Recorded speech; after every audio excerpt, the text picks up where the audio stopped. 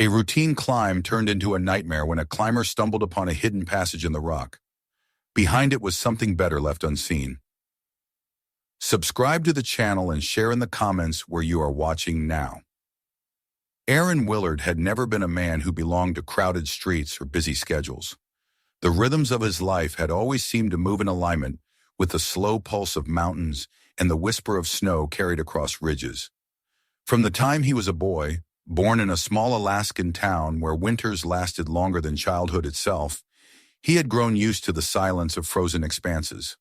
When other children filled their days with noise and games, Aaron wandered along icy trails, listening to the crack of branches under frost, and watching the shifting skies where storms were born. The cold, which pressed against others like an adversary, had been his oldest companion. In his teenage years, while classmates dreamed of leaving for cities lit with neon and humming with endless distractions, Aaron found his escape in the lens of an old camera his uncle had left behind. He began documenting the severe landscapes that surrounded him, capturing the delicate lines of hoarfrost on glass, the stillness of snowdrifts, the way light fractured through icicles at dawn. These images, rough as they were, revealed to him that his eye could preserve what others overlooked. By the time he entered his 20s, he had joined research expeditions, sometimes as an assistant hauling gear through blizzards, other times as the one brave enough to climb icy walls to install sensors.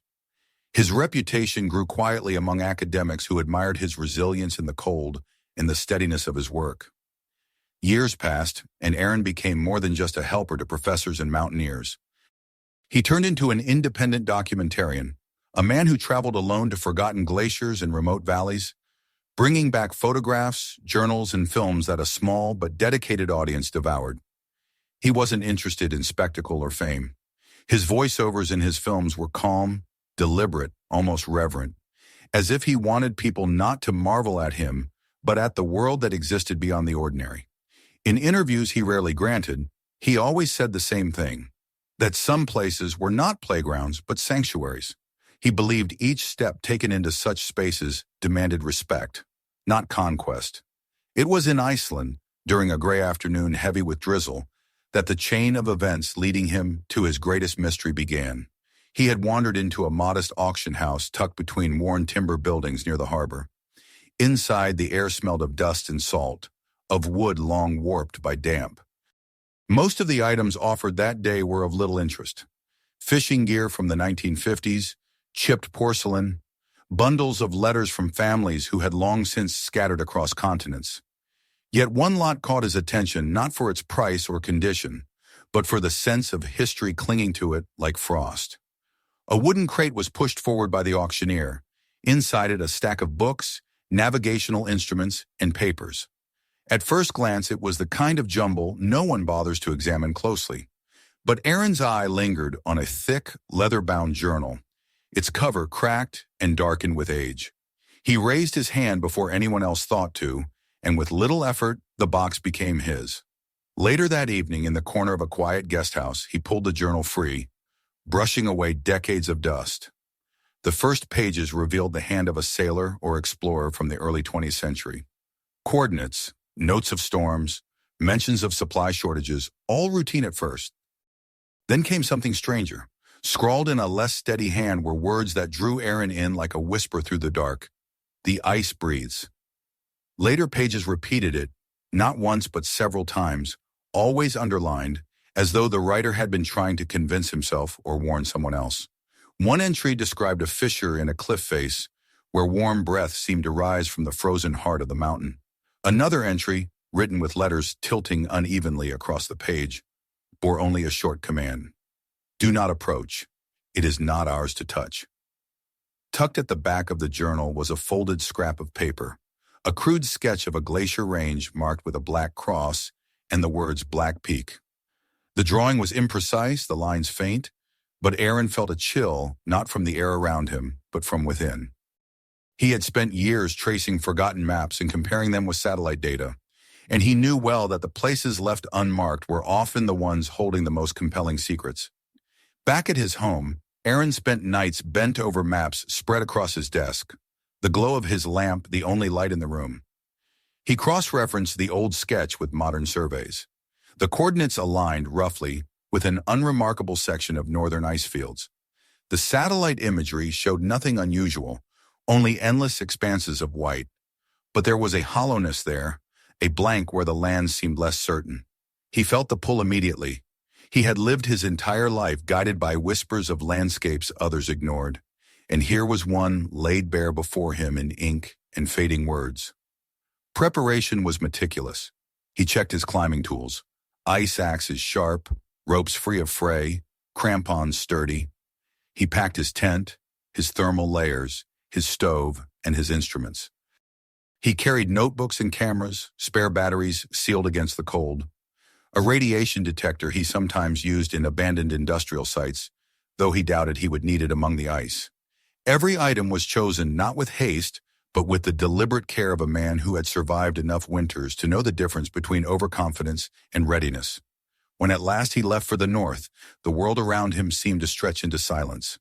The road ended far sooner than he would have liked, leaving him to drag his sled of supplies across barren snowfields, where the wind cut like a blade. Villages shrank into memory behind him, replaced by nothing but white horizons and sky the color of lead. Each night in his tent, with snow hissing against the fabric, he opened the journal again and again, rereading the words as though they might change. The ice breathes. He began to wonder if the sailor had been driven mad by solitude or if he himself was now slipping into obsession. Days of travel hardened into routine. He measured progress not in miles but in ridges passed, in the shift of stars above him. The glacier around him was vast, broken by deep cracks that swallowed sound. He navigated carefully, probing with his pole before each step, hearing the hollow reverberations echo up from darkness beneath. The ice seemed alive, not in metaphor, but in truth, groaning in the night, sighing under the weight of unseen movement. One evening, as he pitched his tent under a pale sky where the sun lingered without warmth, he felt the first true brush of unease. The air was still, too still, as though the entire glacier was holding its breath. He lay awake, listening, certain that beneath the fabric of his shelter, he could hear something vast shifting within the depths below. The journal's warning pulsed in his mind, each word etched sharper than the cold. By the time he reached the foothills of the Black Peak sketched on the crude map, Aaron no longer doubted that he was moving towards something meant to remain hidden. The walls of ice around him rose higher, sheer faces glinting with blue fire where the sun struck. The fissures grew more numerous, the cracks wide enough to swallow him whole should he misstep. Yet each obstacle only confirmed what the sailor's words had promised. This was no ordinary glacier. At last, through drifting snow, he saw it. A wall of ice, smoother than the jagged cliffs around it, glimmered faintly in the dying light. Something in its surface caught his eye, an outline too straight to be natural, a hint of symmetry in a world carved by chaos. He stopped, breath clouding in the frigid air, his heart thudding with the weight of discovery. The chapter closed there, not with resolution, but with the certainty that he had found the threshold. The glacier had revealed its secret, if only in a whisper. Ahead of him stood the first sign that the journal had spoken truth. And beyond that faint rectangular shadow in the ice, a mystery waited that would draw him further than he had ever gone before. The shadow that had first revealed itself on the face of the glacier stayed fixed in Aaron's vision long after the light began to drain from the sky. He had camped below the sheer wall, setting his tent against a ridge of snow that broke some of the wind, but his eyes returned again and again to the faint lines above, the suggestion of geometry where none should exist. Sleep was shallow that night. Every time he closed his eyes, he saw it again, that perfect outline, as though the mountain itself had invited him into a secret it had guarded for decades, maybe centuries. When the pale dawn came, he was already awake, his pack half-shouldered, his breath misting in the frozen air, with a determination he could not entirely explain. The climb to the wall was treacherous. The snow under his crampons was brittle, giving way in sudden patches that forced him to steady himself with quick strikes of the ice axe. Above him, the face of the glacier loomed vast and impenetrable, a sheet of blue-white rising into the sky like frozen thunderclouds. Yet the closer he drew, the clearer the anomaly became. It was not a trick of light or imagination. The ice held within it the unmistakable suggestion of a rectangle, the lines too sharp, too exact to be anything born of weather and erosion. By the time he reached the base of the wall, he was staring directly at it, a shape, perhaps 10 feet tall and 6 wide, set flush against the otherwise seamless ice. Its outline was blurred by frost in the refracted gleam of sunlight, but there was no denying what he saw. He pressed a gloved hand against the surface, feeling not just the expected chill of frozen water, but a strange density beneath, something metallic, solid, immovable. His pulse quickened. The journal's words came back to him in a rush. The ice breathes. Perhaps it was not only metaphor after all. Hours passed as Aaron set to work.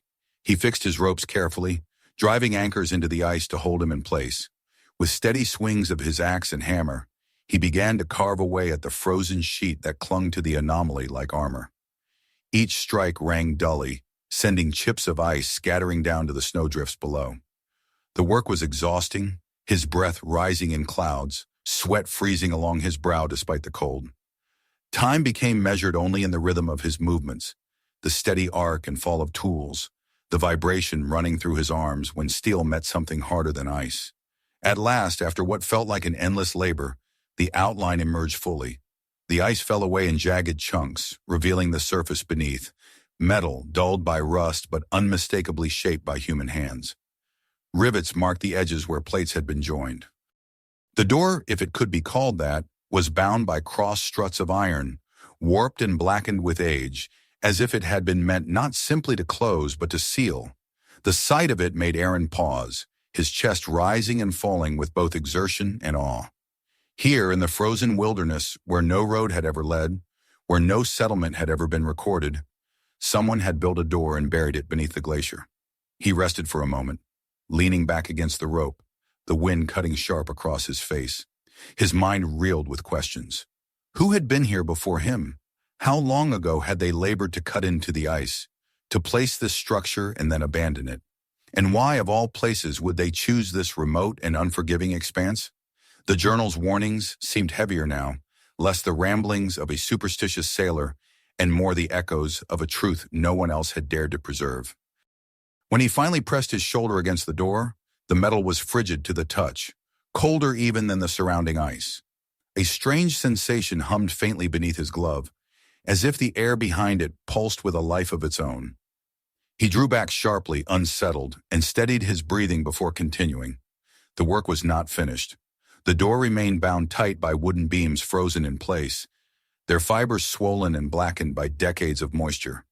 Rusted straps held them in a crisscross pattern, like the bars of a cage. Whoever had placed them there had not wanted this entrance opened easily. Aaron unfastened a small saw from his pack and set to cutting through the softened wood. The fibers gave reluctantly, cracking with dull reports that echoed strangely along the ice wall.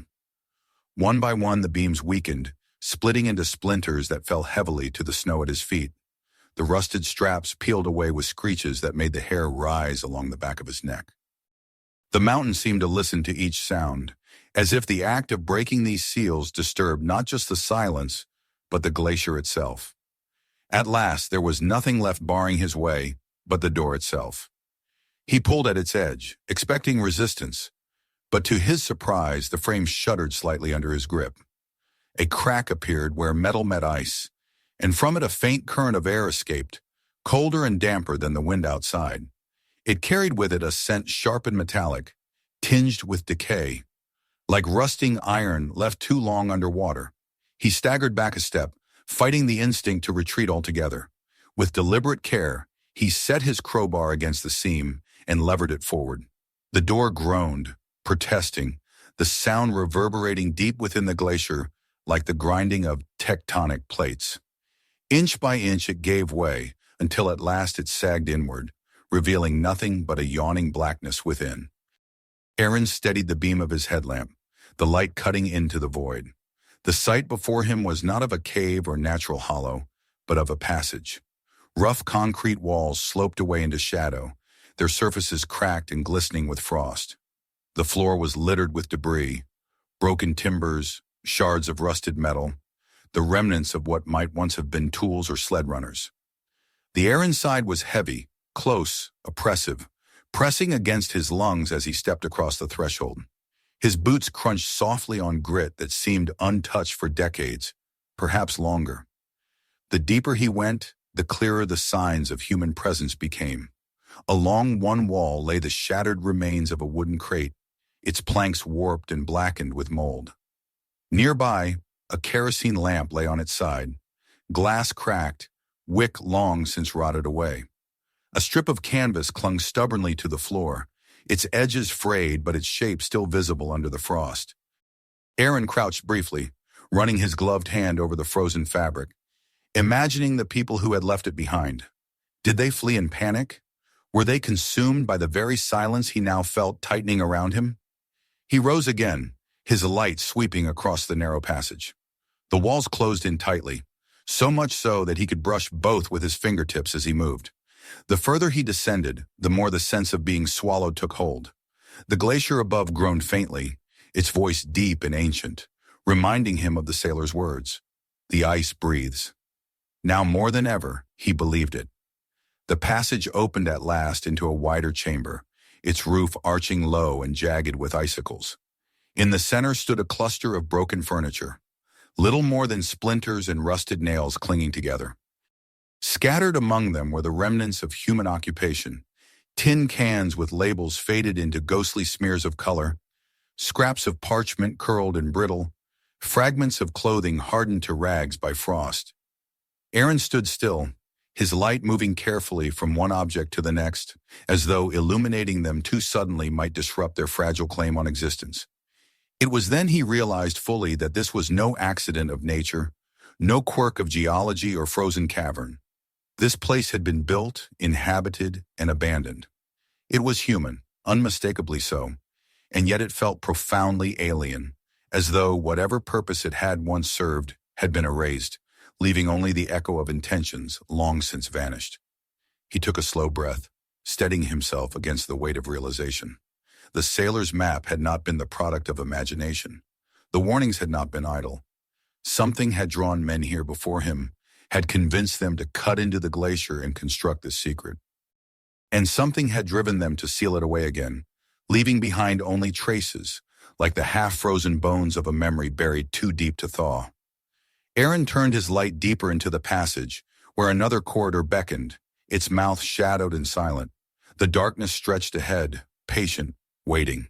He felt the weight of the choice pressing on him, whether to turn back into the safety of the living world or to step further into the silence of the glacier's heart.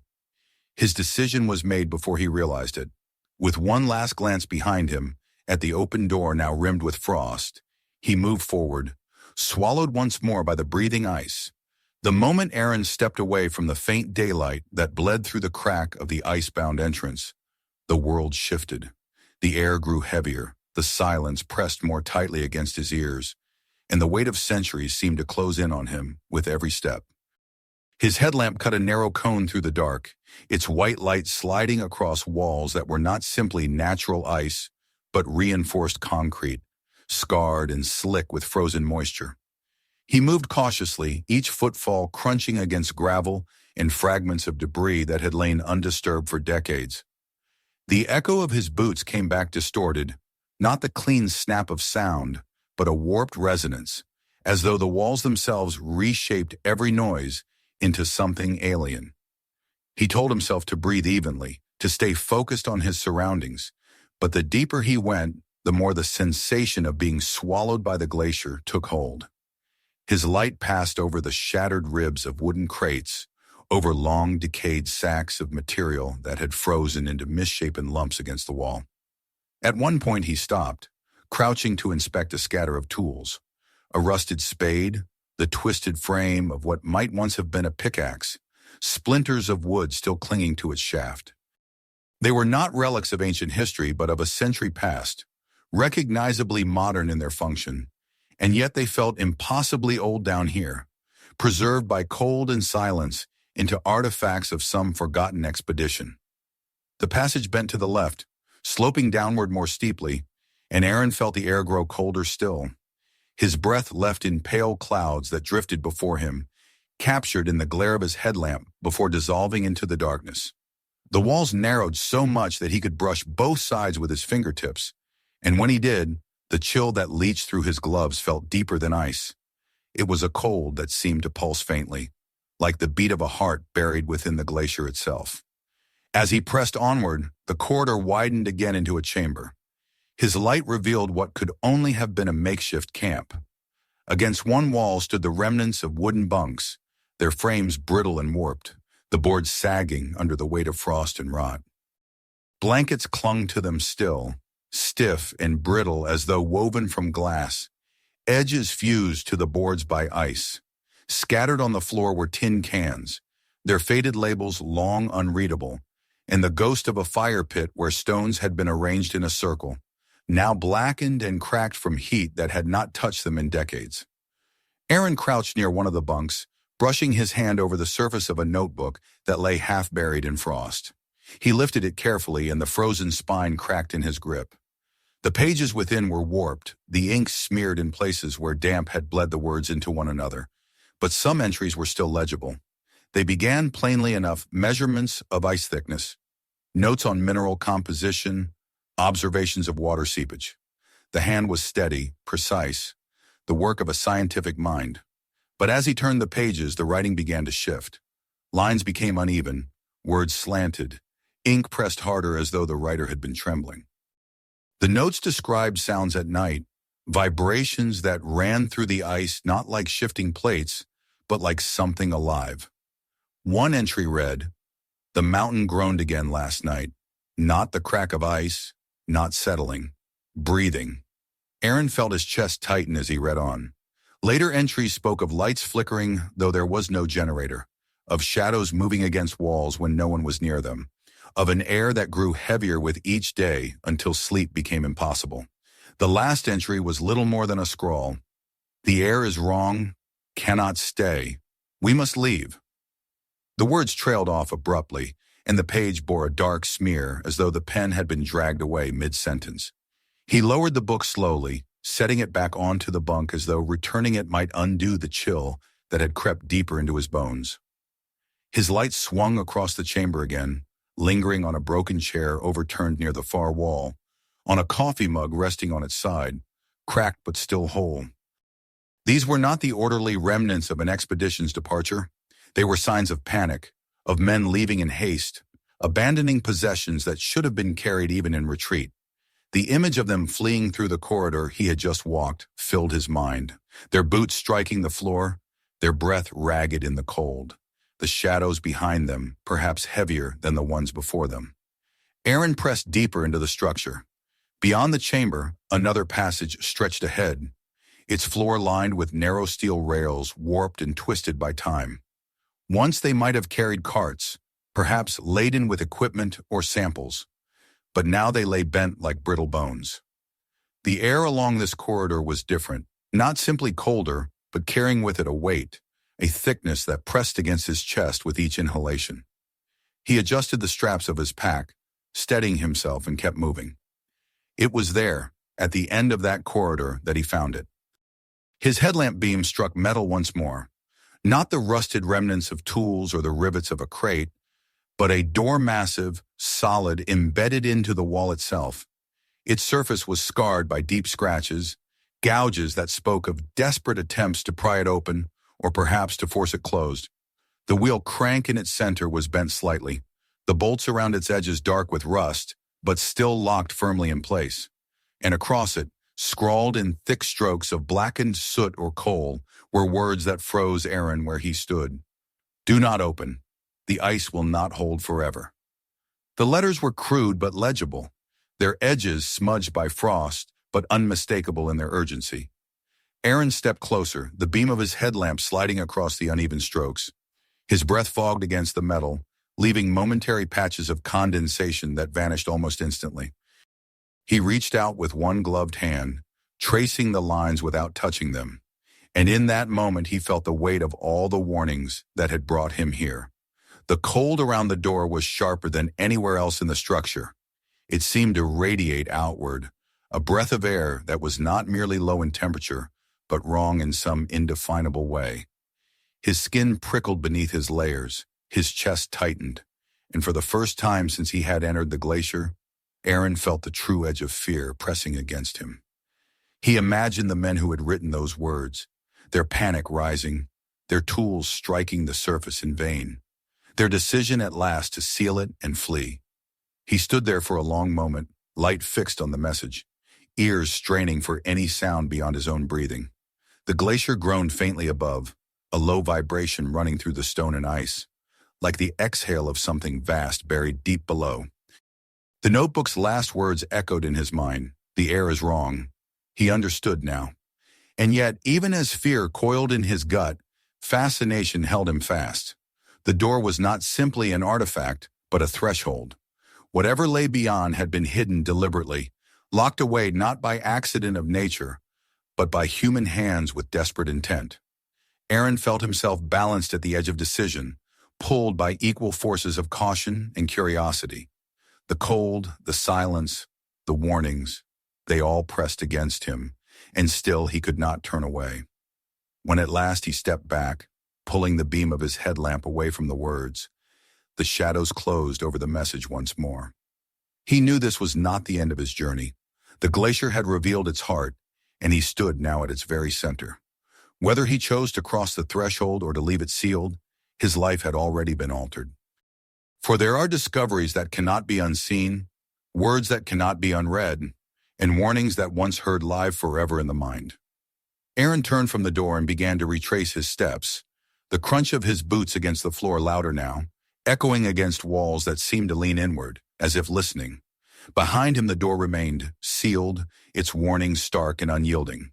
Ahead of him, the passage stretched, leading back through the chamber of bunks, past the broken tools and frozen remnants of lives once lived here. The glacier groaned again, deeper this time, and he thought of the sailor's journal, of the phrase repeated again and again in trembling ink, "The ice breathes." As he moved toward the faint promise of the world above, Aaron carried with him the weight of what he had found. He had seen the remnants of men who had come before him, had read their fear etched into paper and into the very walls. He had stood before the sealed door and felt the wrongness of the air that seeped from it. And though he walked away, though he chose for now to leave it closed, he knew that the glacier had changed him. The mountain did breathe, and its breath was colder than anything he had ever known. Aaron lingered in the corridor long after he knew he should have turned back, staring at the message scrawled across the steel in uneven black strokes. His headlamp caught the words at odd angles, the light casting harsh shadows across the grooves and scars that clawed at the surface of the door. "Do not open. The ice will not hold forever." The warning was not poetic, not careful, but desperate. He could almost see the hand that had pressed the soot or coal against the metal, urgent strokes driven more by fear than by deliberation. The air that seeped from the seams of the vault pressed cold and heavy against his face, sharper than the frozen silence that filled the rest of the tunnels. For a moment, Aaron felt as though he were standing at the edge of a living thing, some vast lung buried beneath the ice, its breath seeping slowly outward in a rhythm too slow to mark, but too immense to ignore. He had always believed himself a man of reason, a seeker of places that lay hidden not to exploit them, but to understand them.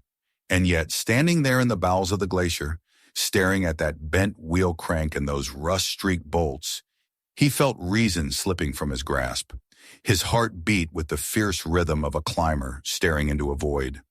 Curiosity whispered that this was the threshold to the greatest discovery of his life. Caution shouted that it was also the edge of his undoing. The mountain groaned again, a low vibration that seemed to reverberate through his bones, as though the glacier itself was reminding him that it was alive, that it did not belong to him.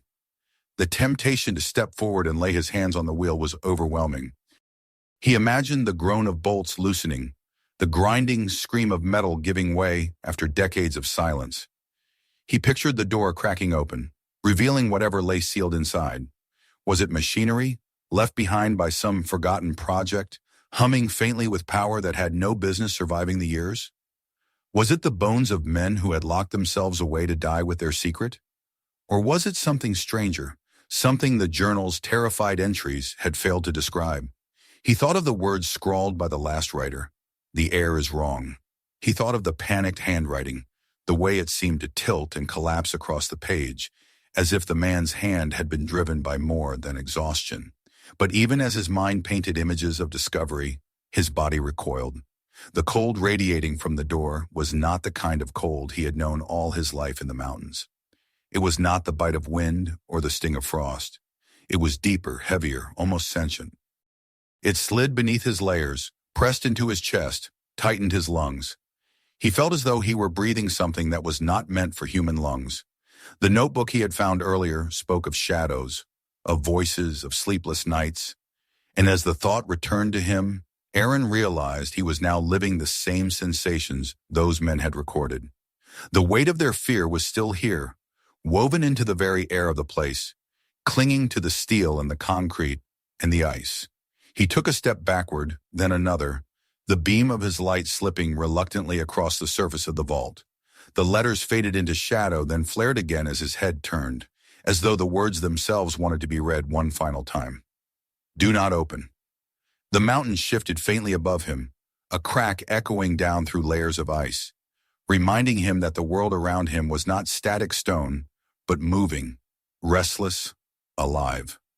Every instinct told him that to remain here was to invite disaster.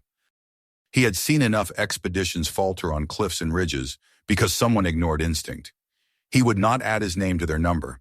His boots scraped against the gravel as he turned fully, facing the long corridor that led back toward the bunk room, back toward the faint and fragile promise of daylight. Each step he took was deliberate, yet behind him he felt the weight of the door pressing still, watching, waiting. The glacier moaned faintly, the sound stretching and bending, so low it seemed to come not from the ice but from the marrow of the earth itself. His light swung across the walls, catching on the remnants he had already passed. The rails bent and broken, the scattered debris of a world abandoned, the notebook still lying where he had left it on the bunk. He tried not to imagine footsteps behind him, but more than once he stopped, turning sharply, his headlamp casting its beam across the empty corridor. Each time he found nothing but shadows pressed thick against the walls. In the bunk room, the relics seemed altered. The broken chair and overturned mug no longer appeared like frozen remnants, but like evidence of lives interrupted in terror. The brittle blankets clinging to the bunks seemed as though they might rise, as though the bodies that had once lain beneath them had never truly left.